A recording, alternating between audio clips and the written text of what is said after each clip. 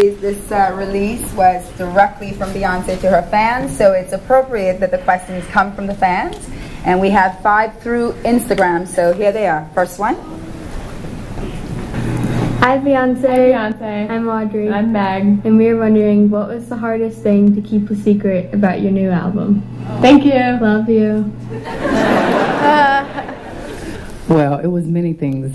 Oh my God, it was so hard. And I still, every single day, I've gotten on my knees and thank God that this happened. Well, it was a lot of craziness we went through. One of the things, I had an earbud in the videos, and basically the song would be playing for me and the director.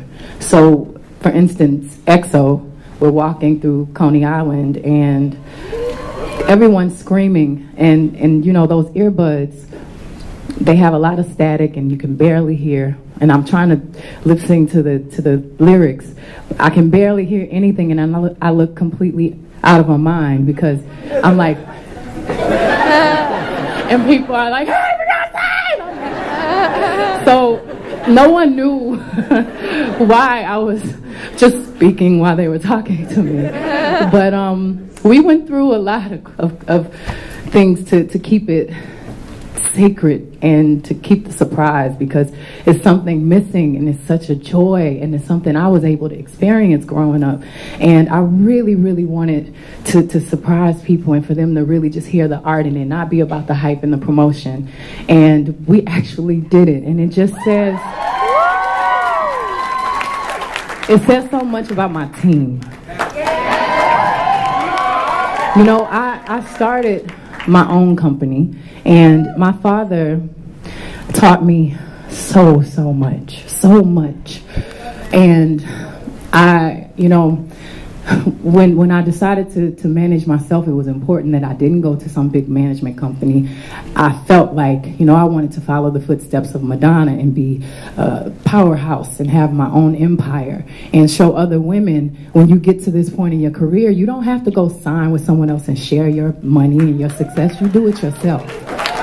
So I found a team of underdogs, a team of women, a team of people that no one believed in, and we worked together, and we stayed up all night, and we were progressive, and we did not follow the rules, and we said, why can't we do it? And I don't think people believed. You know, I said to so many people, I have an idea to do a visual album, and I want to, and I was like, okay, and we did it. And not only did we do it, it's my company. And I'm very proud of that. I forgot what the question was. Oh yeah, I answered it. You say, hey, Miss Carter. Hey, Miss Carter. We were wondering what inspired you to be so open with your personal life on this album compared to your previous albums. Like in the songs Mine, Partition, and Drunken Love, what was the story behind it? That was a real politically correct way of asking. You know, I've always been very generous. I've always been very generous on the stage, and I took all of my pain, all of my joy, and I used it in my performance. But you know, I'm very private, I'm very respectful, and I think it just took me no longer being someone's child.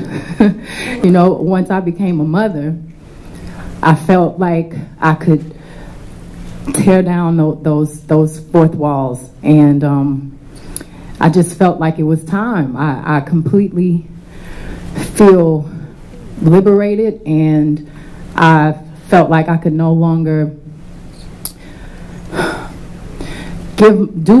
create my art for other people. So I just felt like it was time.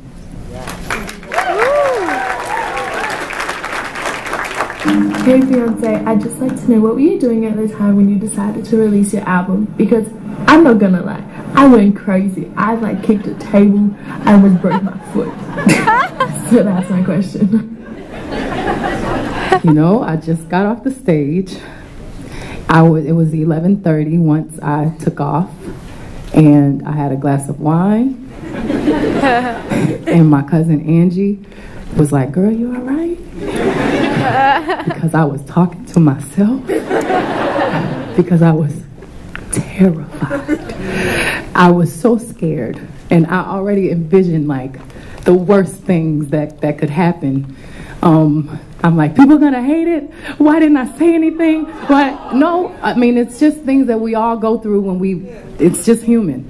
And I was just really nervous because this was a huge risk. And when I landed, I saw it actually live on iTunes, and you know, you're just waiting for the first comment. And you know, the next morning, I just was.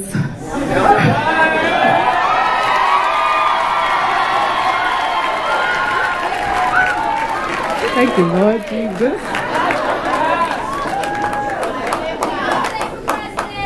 So what's up, B? My question: who is Beyoncé? I mean, whoever she is, we love her. I love her, but who is Beyoncé? Is she like Sasha? Is she an alter ego? What's going on? Well, Dream actually came up with Beyoncé. We were in the studio and Justin Timberlake started beating on buckets. So when you hear the beat, that's literally a bucket. And it was really organic. It reminded me of being in middle school during the lunch breaks when you just start freestyling. And so we kept the production. We went back and forth, and I was very adamant about keeping it organic because that whole feeling is what's so beautiful about it. And Dream just started, Beyoncé all on his mouth like liquor, and I'm like, what does that mean? But I love it. I think Beyoncé is Beyoncé, Miss Carter is Beyoncé, Sasha Fierce is Beyoncé, and I'm finally at a place where, as I said earlier, I don't have to kind of separate the two anymore. We're all one. It's all pieces of me. And just different elements of a personality of a woman, because we are complicated. Yes. Hi Beyoncé, my name's Aman and I'm from Oakland, California. I wanted to ask you, aside from charts and statistics, what would you have hoped to have achieved with this album when you look back maybe 10 to 20 years from now? Bye. This was my first album that, of course, I wanted people to love it, and I wanted critics to love it, and I wanted to be successful. But my goal was not, picking a #1 single. My goal was putting together a body of work, and I just wanted to know if people cared about music, because honestly I was at a point where I felt like everything it feels the same, and what I said in Ghost, all this shit I do is boring. That's how I felt. And if I could not challenge that, then maybe it was time for me to do something else or develop more artists, which is something I want to do. But growth. And I just hope that I continue to move forward and challenge myself. And I think now that I've become a mother, I just want my legacy to inspire people. And I guess that's the biggest goal, is having happiness and knowing that when people come to my shows, they can escape all of the madness and leave there feeling like there's hope.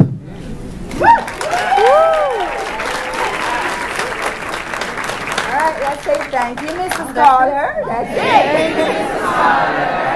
Thank you, guys. We can say good night to you. Good night.